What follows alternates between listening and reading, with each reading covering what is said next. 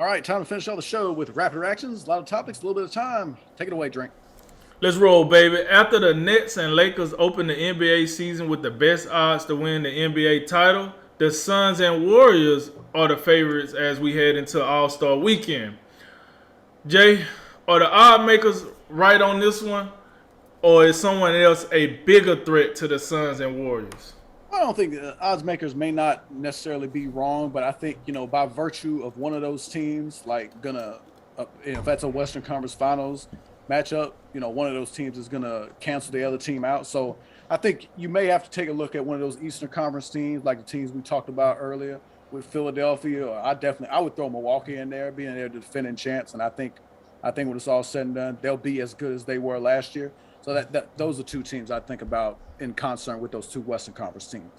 Los Angeles Lakers big man Anthony Davis will miss at least 4 weeks with a mid-foot sprain he suffered in Wednesday night's win against the Utah Jazz. They win a game, and it gets worse. Is there any way the Lakers can overcome that? Yeah, by trading his ass. Listen. I am Mr. Glass out here. Yo, look, everybody get mad at LeBron because he can't catch a rhythm. I wonder why. Every time he come back, Anthony Davis hurt again and again and again. And I was the crazy one for saying they should have traded for Damian Lillard. Okay. And again. No, they can't overcome it. Listen, if they roll into the playoffs, they should be used to playing enough games without Anthony Davis, but they roll into the playoffs, they might get past the first series if they're not in the play-in tournament, but the second series they cooked. You gonna get all you gonna get from LeBron in the first series, and then you cook. This is ridiculous for Anthony Davis, man. He out here on some. Nah, I ain't gonna disrespect him like that, but this is ridiculous. In what appears to be a move to persuade Aaron Rodgers to remain in Green Bay, the Packers have brought back Tom Clemens as quarterback coach, the same job he had from 2006 to 2016. Jay, what do you think of this move by the Packers? Well, I like it. I think it's one that could maybe result in him in staying. Maybe he is going to stay. I don't think we know, but it just makes me wonder, like, what took y'all so long to actually like consider what y'all's all-time great quarterback wanted? If you'd have started thinking like this a couple years ago, you wouldn't be in this mess. So that's what I think. We heard some rumors that Rams coach Sean McVay and defensive tackle Aaron Donald may retire after their Super Bowl victory, but after Wednesday's parade, it appears they'll both be back next year. McVay's only 36, Aaron Donald's 31. Do you believe retirement was seriously on the table for either of them? Not McVay. Not McVay. I do think it was possible for Aaron Donald. So, because when players, as we just seen now, players are retiring pretty young now. And with a player with a resume that Aaron Donald has, I honestly believe him. Until he comes back next year, I believe he might retire because you take so much damage. And then to be the number one guy of your position, you're going to take even more damage. Now you finally met the ultimate goal. And they don't know if this team is going to bring back everybody. They don't know what's going to be in store for them next year. So I really believe Aaron Donald. Sean McVay probably was just caught up in the moment and he's really happy and this was really tough to do and he finally got over the hump and it was like, I just want to leave. I want to bask in this moment and retire. But when it's all said and done, I think both guys will be back. But if I had to say one was serious, really, really serious, I think it's Aaron Donald.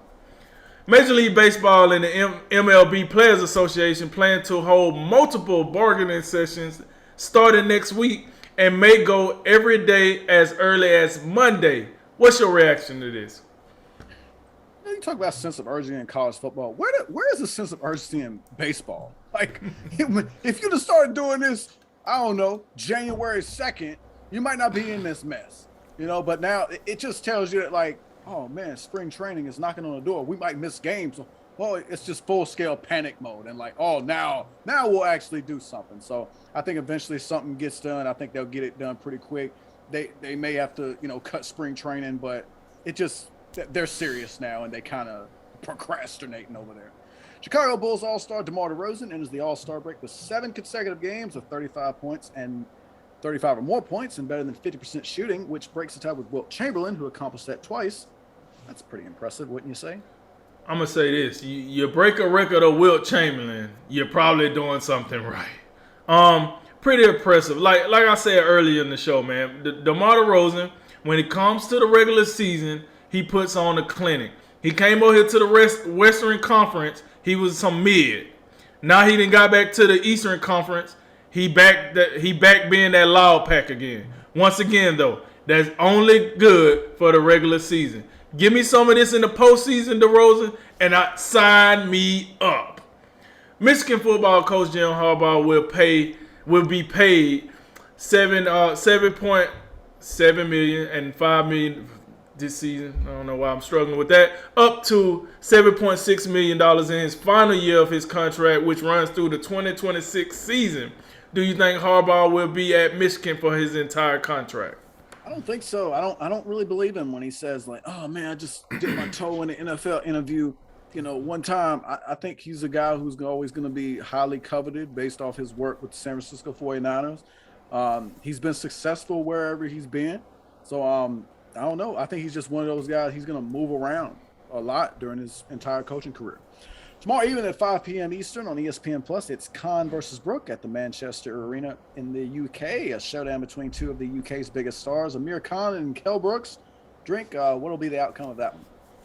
Well, listen. First of all, this match is probably about 10, 12 years overdue. Here's the thing.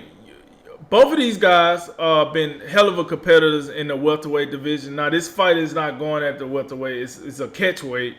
Amir Khan coming here, rated the 11th best prospect, the 11th best contender by the WBC at welterweight. Kell Brooks coming here, I want to say the 13th contender. So these guys are still in the top 15 of the welterweight division. The problem is, both of these guys have been getting smoked as of lately on the grand stage. Amir Khan, I have toenails tougher than his chin.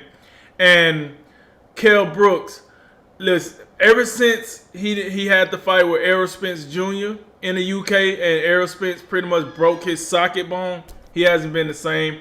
That injury keeps coming up every time he fights. So, yeah, I'm going to take Amir Khan in this fight. I think he opened up Kell Brooks enough where either this fight go to the decision or Kell Brooks, the fight gets stopped by the doc or something because he can't see.